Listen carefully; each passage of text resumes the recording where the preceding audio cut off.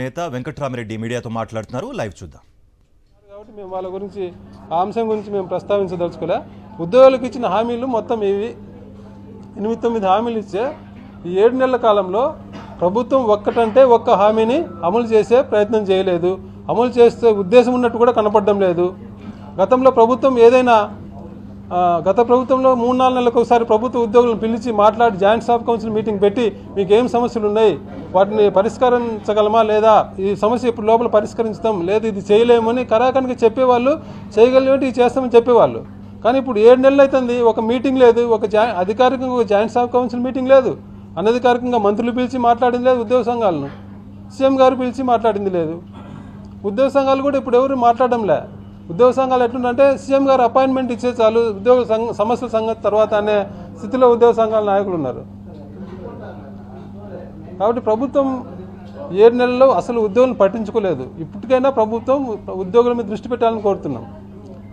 ఒక పక్క ఉద్యోగులను పట్టించుకోకపోగా కొందరు ఉద్యోగులను ఇబ్బంది పెట్టడంలో మాత్రం ప్రభుత్వం చాలా ఉత్సాహంగా పనిచేస్తుంది. కొత్త పద్ధతులు అవలంబించి కొత్త పద్ధతులు తీసుకొచ్చి ఉద్యోగులను ఇబ్బంది పెడుతుంది. ఏదైనా ఏం కారణం లేకుండా బదిలీ చేయడం, వాళ్ళకేం పోస్టింగ్ ఇవ్వకుండా గాల్లో తిప్పడం నెలల తరబడి. అంటే బదిలీ చేసేది పోస్టింగ్ ఇవ్వకుండా ఉంటే ఆ ఉద్యోగికి పోస్టింగ్ ఇచ్చేంత వరకు జీతం రాదు. నెలల తరబడి పోస్టింగ్ లేదు, నెలల తరబడి జీతం లేదు. ఇది కొత్త పద్ధతి. వెయిటింగ్లో ఉంచడం అనేది కొత్త పద్ధతి. ఇంతవరకు ఐఏఎస్ ఐపీఎస్ ఆఫీసర్లు మాత్రమే ఇట్లా పోస్టింగ్ దగ్గర కొంతకాలం వెయిట్ చేయించేవాళ్ళు. వాళ్ళకి సరైన పోస్టులను చూసి చేయడం కోసం వాళ్ళని వెయిట్ చేయించేవాళ్ళు. కానీ ఇప్పుడు కింది స్థాయి అధికారులను కూడా ప్రభుత్వం ఏదైతే ఇబ్బంది పెట్టాలనుకుంటుందో వాళ్ళందరినీ వెయిటింగ్ పేరుతో నెలల తరబడి జీతం ఇవ్వకుండా, పోస్టింగ్ ఇవ్వకుండా కూర్చోబెట్టడం. ఇంకా కొందరికి ప్రమోషన్ కూడా ఇవ్వకుండా, అంటే వాళ్ళలో ఎలిజిబిలిటీ ఉన్నా కూడా అన్ని రకాలుగా డిపిసి కమిటీ అప్రూవ్ చేసినా కూడా ప్రమోషన్ ఇవ్వకుండా ఉద్యోగులను ఇబ్బంది పెట్టడం. ఇదో కొత్త పద్ధతి ఉద్యోగులను ఇబ్బంది పెట్టడంలో. గతంలో ఆర్టీసీ ఉద్యోగులకు నైట్ అలవెన్స్ ఇచ్చేవాళ్ళు, దాన్ని తగ్గించింది. అంటే ఉండే అలవెన్స్ లేదని పెంచలేదో పోయి ఉండే అలవెన్స్ తగ్గించడం కూడా. ఇంకా మన కాంట్రాక్ట్ ఎంప్లాయీస్ విషయం, గతంలో ప్రభుత్వం కాంట్రాక్ట్ ఎంప్లాయీస్ రెగ్యులర్ చేస్తూ నిర్ణయం తీసుకునింది. ఎన్నికల ముందు చాలా వరకు medical department, forest department, labour employment కొన్ని డిపార్ట్మెంట్లో రెగ్యులరైజేషన్ కూడా చేశారు. ఎడ్యుకేషన్ అలాంటి డిపార్ట్మెంట్లో కొంత కారణాల వల్ల అవలే, ఎలక్షన్ కోడ్ వల్ల ఆగింది. వీళ్ళందరినీ రెగ్యులేట్ చేస్తారా లేదా దాని మీద ప్రభుత్వ ఒక స్పష్టత ఇవ్వాలి. ప్రభుత్వ విధానం ఏంటి? గత ప్రభుత్వం జీవో ఇచ్చింది, ఆ జీవో ఇచ్చిందంటే ఖచ్చితంగా చేయాలి. జీవో ఇంప్లిమెంటేషన్లో ఉంది కాబట్టి దాని ప్రకారం చేస్తారా చేయరా అనేది ఏం చేయడంలే. దాని గురించి ఏం చెప్పకపోగా మెడికల్ అండ్ హెల్త్ డిపార్ట్మెంట్లో పనిచేస్తున్న 1000 మంది ఉద్యోగులను ఒక కోర్టు ఆర్డర్ను సాకుగా చూపించి 1000 మంది ఉద్యోగులను ఉన్నట్టుండి ఇంటికి పంపించింది. అంటే 1000 మంది ఉద్యోగులను రోడ్డు పాలు చేసింది ప్రభుత్వం, కాంట్రాక్ట్ ఉద్యోగులను. ఏమనంటే కోర్టు ఆర్డర్ వచ్చి 4 రోజులకు 5 రోజులకే. కోర్టు ఆర్డర్లో కూడా వాళ్ళకు కొద్ది టైం ఇచ్చి, ఒక 3 నెలలు 4 నెలలు టైం ఇచ్చి దాని మీద నిర్ణయం తీసుకోమని చెప్తే కోర్టు ఆర్డర్ వచ్చిన 5 రోజులకే వాళ్ళని ఉద్యోగం నుంచి తీసేసిండ్రు. మళ్ళీ తర్వాత ఒక వారం రోజులకు 10 రోజులకు సుప్రీంకోర్టు ఇచ్చింది, వాళ్ళని స్టే ఇచ్చింది. అంటే సుప్రీంకోర్టు స్టే ఇచ్చేంత వరకు కూడా ప్రభుత్వం ఆగలే. అంటే ప్రభుత్వం ఎంత కక్షపూరితంగా, అదే ఏదైనా ఒకటి పాజిటివ్గా ఇంప్లిమెంట్ చేయమంటే ప్రభుత్వం ఉద్యోగులకు ఎన్ని రోజులు సమయం తీసుకుంటారు, ఎన్ని నెలల సంవత్సరాలు కూడా తీసుకుంటారు. అలాంటిది తీసేయమంటే 4-5 రోజులకే వాళ్ళని ఉద్యోగాలను తీసేసి 1000 మంది ఉద్యోగులను రోడ్డు మీద పడేసింది. వాళ్ళు 22 ఏళ్ళు సర్వీస్ చేసిన వాళ్ళు చాలా సీనియర్లు. ఈ ప్రెజర్ తట్టుకోలేక దాదాపు 5 మంది చనిపోయారు తీసేసిన. ఈ కొద్ది కాలంలోనే 4-5 చనిపోయారు కూడా. ప్రభుత్వం ఉద్యోగులకు ఏం మేలు చేస్తుంది? ఇంకా ఇది చూసుకుంటే గ్రామ వార్డు సచివాలయ ఉద్యోగుల సంగతి చూసుకుంటే అది మరీ దారుణంగా ఉంది వాళ్ళ పరిస్థితి. వాళ్ళను ఒక పెద్ద వాలంటీర్ని చేసింది ప్రభుత్వం. ఉండే వాలంటీర్లు అందరిని తీసేసి వాళ్ళు బీటెక్లు ఎంటెక్లు చదువుకొని పోటీ పరీక్షల్లో వచ్చి మెరిట్ స్టూడెంట్గా వచ్చిన వాళ్ళు ఒక పెద్ద వాలంటీర్లు. గతంలో ముఖ్యమంత్రి గారు ఏం చెప్పేవారు, వాలంటీర్లతో 5,000 ఇచ్చి వాళ్ళని సంచులు మోసే ఉద్యోగం చేయించారనేవాళ్ళు. ఇప్పుడు బీటెక్ ఎంటెక్ చేసుకునే వాళ్ళతో అదే పనులు చేస్తుంది ఇప్పుడు ప్రభుత్వం. వాలంటీర్ చేసే పని అన్నీ సచివాలయ ఉద్యోగులతో చేయిస్తుంది. ఇంటికి పోయి గోడలకు స్టిక్కర్లు అంటించేది, ఎక్కడన్నా విగ్రహాల దగ్గర ఎక్కడన్నా కాపలా పెట్టే పనులు, సర్వే పేరుతో రోజు ఒక సర్వే పేరుతో ఇంటింటికి తిప్పడము, ఇట్లా ప్రతిదీ. ఇంకా పెన్షన్ విషయం అంటే ఇందాక చెప్పిన అది మరీ ఘోరం. తెల్లవారుజామున 5:30కి వెళ్ళాలి, 7 లోపల కంప్లీట్ చేయకపోతే సోకాది నోటీసులు.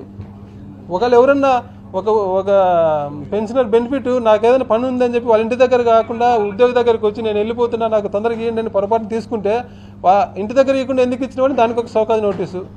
వందల మంది సచివాలయ ఉద్యోగులకు షోకాజ్ నోటీసులు ఇచ్చింది ప్రభుత్వం. ఇంత ఇబ్బంది ఉద్యోగులు ఇంత ఇబ్బంది పెట్టడం ఏంటి? వాళ్ళు ఏ పని అంటే వాళ్ళు ఆ పని, వాళ్ళకు డ్యూటీ టైమింగ్లే, తెల్లవారుజామున రావాలా, ఆదివారాలు రావాలా. ఈరోజు ఆదివారం మంగళగిరి ఎంపీటీఓ గారు ఈరోజు ఆదివారం వచ్చి పని చేయండి అని సచివాలయ ఉద్యోగులందరికీ మెసేజ్ పెట్టింది నిన్న. అంటే ఒక ఆదివారం లేదు, పని లేదు, ఏమి లేదు. ఇంత ఇదిగా వాళ్ళతో పని చేసుకుంటారు.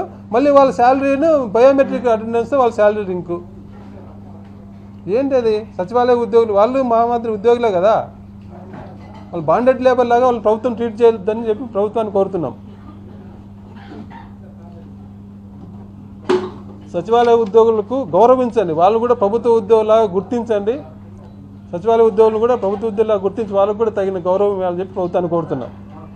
అలాగే టీచర్లు, ప్రభుత్వం వారానికి ఒకసారి టీచర్ సంఘాలతో మీటింగ్ పెడుతుంది, వారానికి ఒకసారి టీచర్ సంఘాలతో చర్చిస్తుంది. కానీ ఫలితం మాత్రం సున్నా. ఉద్యోగులకు ఉపయోగపడే, టీచర్లకు ఉపయోగపడే ఒక్క నిర్ణయం కానీ ఒక జీవో కానీ రాలేదు ఇన్ని రోజులలో. ఇన్ని మీటింగ్లు అంటే నెలకు 4 మీటింగ్లు, ఇన్ని మీటింగ్లు జరిగినా ఉద్యోగులకు ఉపయోగపడే జీవో ఒకటి రాలే. ఉద్యోగులకు సంబంధించిన అంశాలు ఏ ఒక్క దాని మీద క్లారిటీ రాలే. కానీ ఉద్యోగులకు నష్టం చేకూర్చే నిర్ణయాలు మాత్రం ఫాస్ట్గా వస్తున్నాయి. పని గంటలు 1 గంట పెంచడం, రోజుకు 1 గంట పని గంటలు పెంచడము, ఇట్లాంటివి మాత్రం ఫాస్ట్గా వస్తున్నాయి. MEO 2ను రద్దు చేస్తామంటున్నారు. 600 మందికి ప్రమోషన్ ఇచ్చింది. దాని మీద క్లారిటీ లేదు. అంటే లీకులు, ప్రభుత్వం ఏం చేస్తుందో ముందు పేపర్లో లీకులు వస్తున్నాయి. దాని మీద ఉద్యోగులందరూ గందరగోళం. ఏమవుతుందో 117 జీవో ఏం చేస్తుందో తెలియదు. CBSE రద్దు అని పేపర్లో వచ్చింది, అది ఉంటుందో ఉండదో తెలియదు. ఇంగ్లీష్ మీడియం రద్దు అంటున్నారు, అది ఉంటుందో ఉండదో తెలియదు. ఇలా ప్రతి దాంట్లో దేంట్లో కూడా ఎడ్యుకేషన్ డిపార్ట్మెంట్లో క్లారిటీ లేదు. టీచర్లకు ఒక స్పష్టత లేదు. అదే +2 ఏదని హై స్కూల్ +2 రద్దు. అదే ప్రతిదీ ఒకటి పేపర్లలో చదువుకోవడం, దాని మీద ఉద్యోగులందరూ టీచర్లందరూ గందరగోళపడడం, ఏం జరుగుతుందో. మళ్ళీ ప్రభుత్వం అయితే ప్రతి వారం మీటింగ్ పెడుతుంది, మాట్లాడుతుంది. మళ్ళీ వాళ్ళు ఏం మాట్లాడుతున్నారో, వీళ్ళు పోయిన వాళ్ళు ఏం మాట్లాడుతున్నారో మళ్ళీ తెలియడం లేదు. ఇంత గందరగోళంగా ప్రభుత్వం ఉద్యోగులతో, ఇంత గందరగోళంగా ప్రభుత్వం ఉంది. ఉద్యోగుల పట్ల ఇంత గందరగోళంగా ప్రభుత్వం వ్యవహరిస్తుంది. కాబట్టి ఇప్పుడైనా ప్రభుత్వాన్ని విజ్ఞప్తి చేస్తున్నాం, ఉద్యోగ సమస్యల మీద ఎప్పటికైనా దృష్టి పెట్టండి. ఉద్యోగ సంఘాలను పిలిచి మాట్లాడండి, ఉద్యోగుల సమస్యలు వినండి, ఉద్యోగుల ఇబ్బందులు తొలగించడానికి కనీసం ప్రయత్నం చేయండి. ప్రతిదీ అన్ని సమస్యలు ఇప్పటికిప్పుడు రాత్రి పరిష్కారం అయిపోవు. మేము కూడా అలా చేయమని మిమ్మల్ని ప్రజలు పెట్టడం లేదు, కోరుకోవడం లేదు. కనీసం మీరు ప్రభుత్వ ఉద్యోగుల పక్షాన ఉన్నాము, వాళ్ళ సమస్యలు వినడానికి సిద్ధంగా ఉన్నాము, వాళ్ళకి ఏదైనా ఇబ్బందులు తొలగిస్తున్నామనే భావన కలిగించడానికైనా మీరు ఉద్యోగులతో మాట్లాడాలని చెప్పి ప్రభుత్వాన్ని కోరుతున్నా. IR ఇవ్వండి ప్రభుత్వాన్ని.